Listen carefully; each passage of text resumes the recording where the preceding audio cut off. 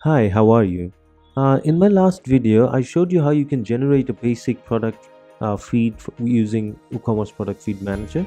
So in this video, I'll be showing you how you can filter what products to include and what products not to include in the feed that you generate. So when you go to add new feed and you get this page, uh, on products, you see it says all published products. So let's say if I click on that, I have three other filter options. So first let's check out category filter. When I click on that, it'll give me a list of all the categories that my products are in. So I can actually filter it out that I only want products that are categorized under accessories and clothing to be included in my feed. Rest of them will not be in my feed. Or I can use this button to select all or deselect all. So it's just basically I'm going to filter out my products based on their category.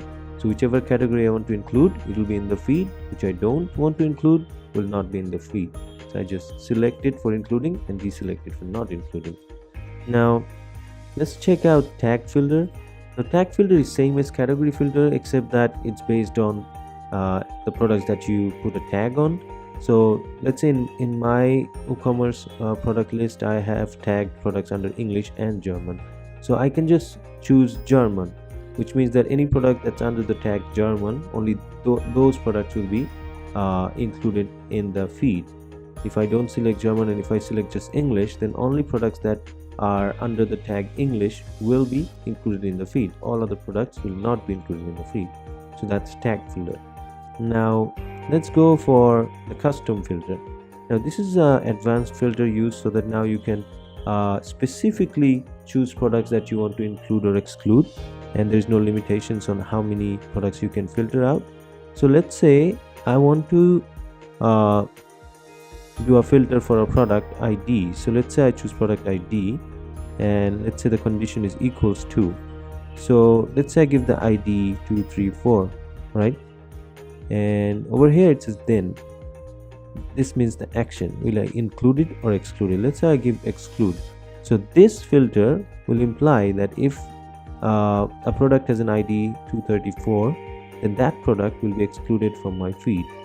Now instead of equals to, if I choose let's say contains, this means that if the product ID has 234 in it, then those products will be excluded, or if I choose include, will be included, which means any product that has an ID that includes these three numbers back to back like 234, those products will be excluded according to this filter.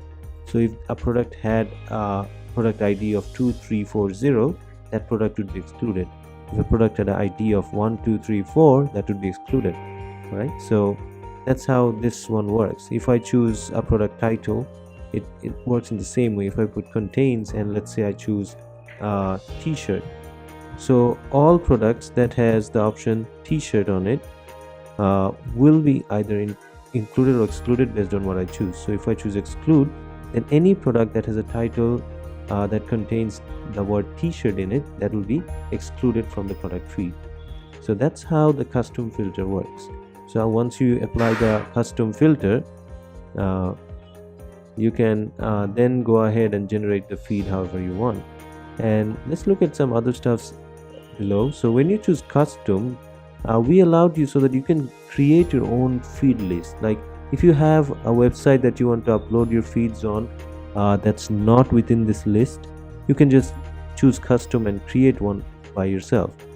So in that way you can actually use this plugin to create feed for any merchant type. And also the file format is something that's important. Now some websites accept XML and some accepts just text, so we generate feed within these two formats, right? So yeah, that's just about it. In the next video I'll cover up for category mapping. Thank you. Have a nice day.